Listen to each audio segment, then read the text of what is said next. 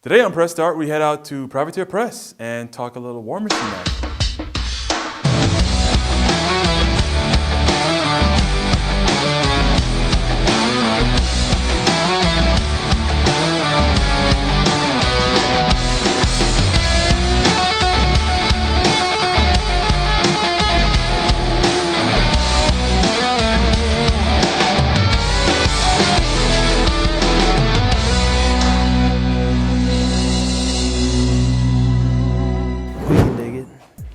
One bad mother shut your mouth.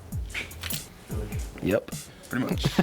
Welcome to Press Start, folks. This week we're here at Privateer Press. I'm Howard. I'm Andrew. And we're talking with Ed Burrell, who is the creative director. Correct. For Privateer Press. And why don't you give us a little bit of idea of exactly what you do for them?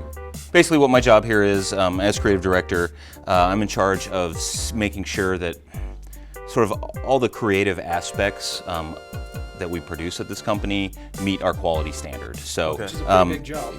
Right. I mean, quite a bit. we start with concept art. We've got an art director who deals with all our outside illustrators and concept artists. And what he will do is he'll give a written concept that comes from our development department on what a character needs to be. We'll go through that with a concept artist.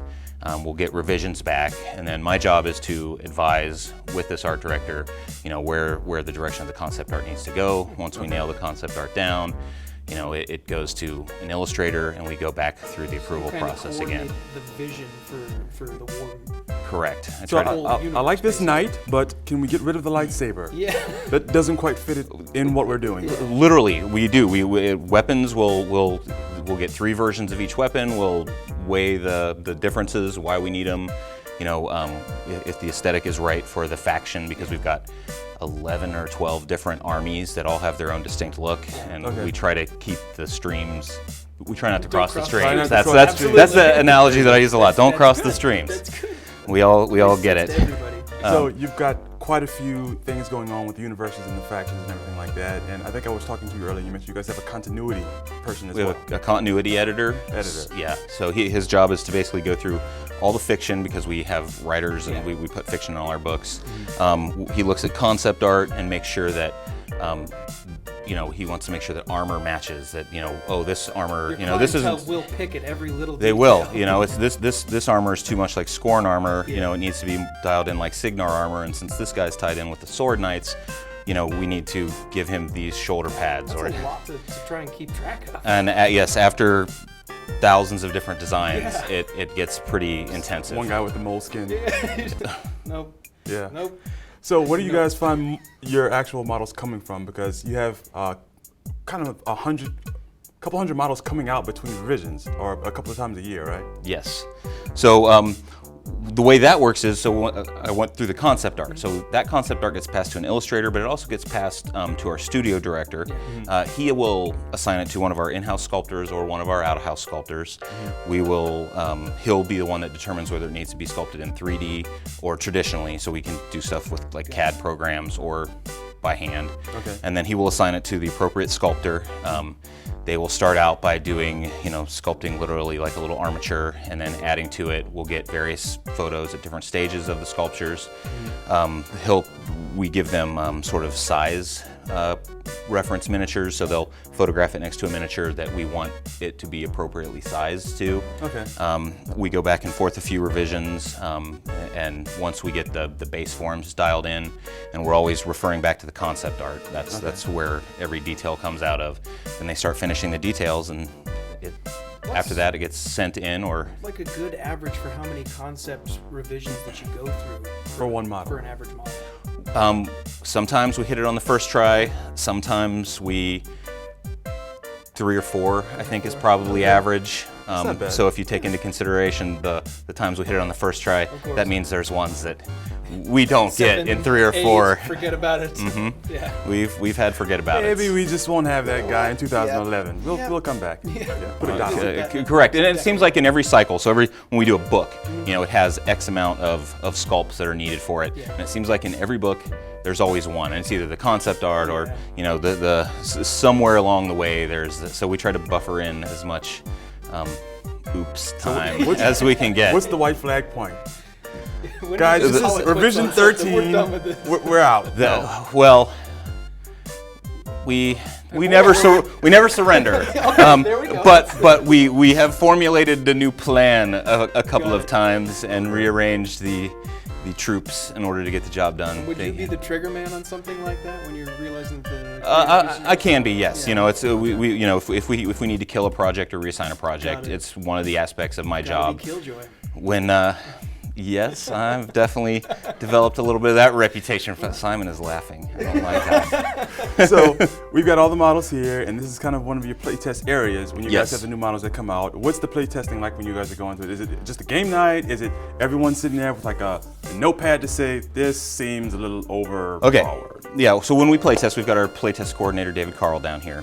We set up terrain on the tables. We get our boards out. They're kind of stored down under here, so we've got a little bit of a mess under here that I'm sure they'll love that I directed you to. But we'll pull the tables out, and everybody signs up. We'll get lists or make our own army lists with new models in it.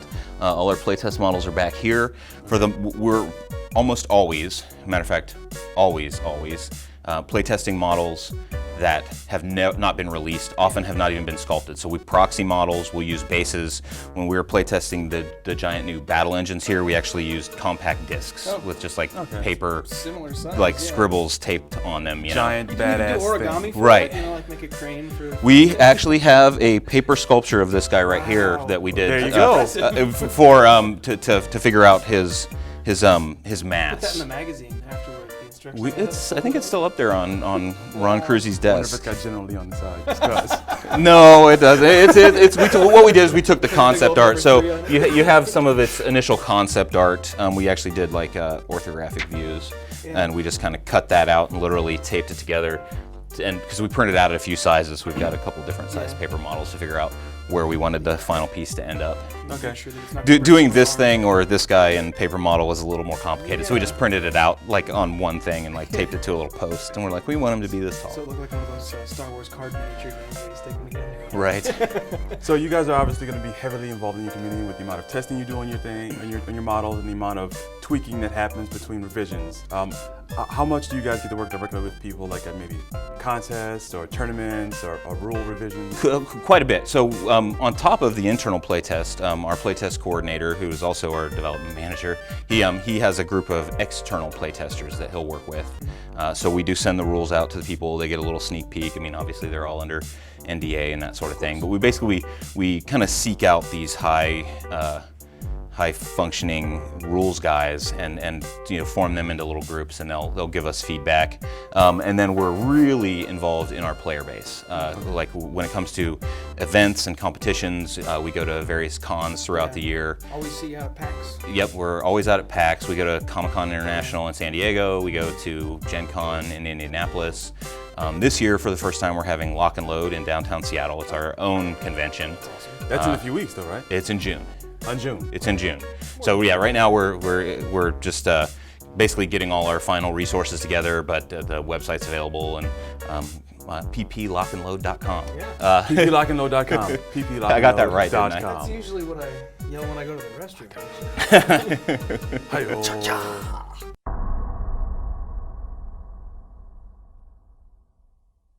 And we're not rolling.